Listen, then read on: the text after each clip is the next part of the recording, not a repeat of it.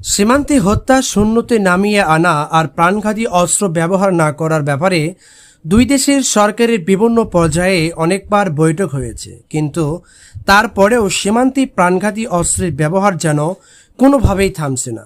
সীমান্তে আর কত হত্যা, আর কত মা সন্তানহারা হলে স্বাধীনতা ও সার্বভৌমত্ব রক্ষায় সরকার কার্যকর পদক্ষেপ নেবে? এই প্রশ্ন এখন সীমান্ত এলাকার অধিবাসীদের।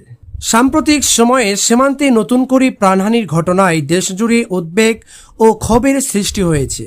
2026 সালের শুরুতেই তুলনামূলকভাবে পরিস্থিতি কিছুটা স্থিতিশীল থাকলেও এপ্রিল ও মে মাসে লালমনিরহাট সহ কয়েকটি সীমান্তে হত্যাকাণ্ডের ঘটনায় নতুন করে উদ্বেগ তৈরি হয়েছে গোটা সীমান্তবর্তী এলাকার অধিবাসীদের মধ্যে। গত 5 সপ্তাহের ব্যবধানে শুধু লালমনিরহাট সীমান্তে 2 বাংলাদেশি নাগরিককে গুলি করে হত্যা করার ঘটনায় সীমান্ত এলাকায় চরম আতঙ্ক বিরাজ করছে। সীমান্তে 14 মে বৃহস্পতিবার ভোরে লালমনিরহাটে হাতীবান্ধা উপজেলার বনচৌকি বিউপির সীমান্তবর্তী এলাকায় খাদেমুল ইসলাম নামের এক বাংলাদেশি যুবককে গুলি করে হত্যা করা হয়। এর আগে 8 এপ্রিল লালমনিরহাটের পাটগ্রাম সীমান্তে অলি হোসেন নামে এক ব্যক্তি নিহত হন। সচেতন মহল বলছেন, বাংলাদেশ ভারত সম্পর্ককে আরও স্থিতিশীল আস্থাভিত্তিক করতে হলে সীমান্তে প্রাণহানি বন্ধ করাই সবচেয়ে জরুরি পদক্ষেপ। সীমান্তে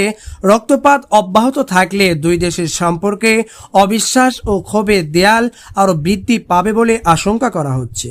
সীমান্ত এলাকায় বিএসএফের এমন মারমুখী আচরণে স্থানীয়দের মধ্যে চরম আতঙ্ক বিরাজ করছে। সীমান্ত হত্যা বন্ধে ভারত বারবার আশ্বাস দিলেও সেটার বাস্তবায়ন শূন্যের কোঠায়। ভারতের সীমান্তরক্ষী বাহিনী বিএসএফের গুলি করে বাংলাদেশি হত্যা, ধরে নিয়ে যাওয়া ও নির্যাতন, জোর করে কাঁটাতারের বেড়া নির্মাণের ঘটনা যেন বন্ধই হচ্ছে না। ভারত বাংলাদেশের ওপর যেন আরো প্রতিশোধ পরায়ণ হয়ে উঠছে।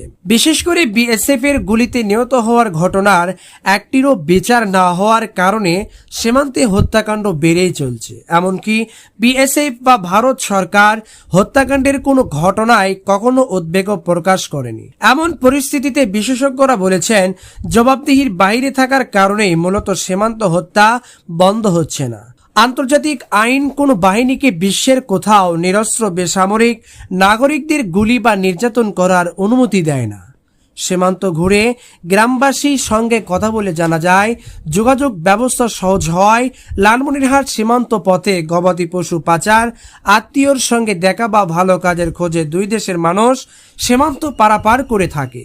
শূন্যরেখার কাছে কৃষি কাজ কিংবা মৎস্য আরোহণের জন্য অনেককে সীমান্ত অতিক্রম করতে হয়। ভুল করে কেউ ভারতীয় সীমান্তের কাঁটাতারের বেড়ার কাছে গেলে বা অরক্ষিত সীমান্ত সামান্য অতিক্রম করলেই শুরু হয় বিএসএফ এর আগ্রাসী তৎপরতা। সীমান্তে চোরাচালান ও বাংলাদেশ থেকে অবৈধ অভিবাসন প্রতিরোধের কারণ দেখিয়ে বিএসএফ এর বিতর্কিত শুট অন সাইট দেখামাত্র গুলি নীতি সীমান্তে বাহাল রয়েছে।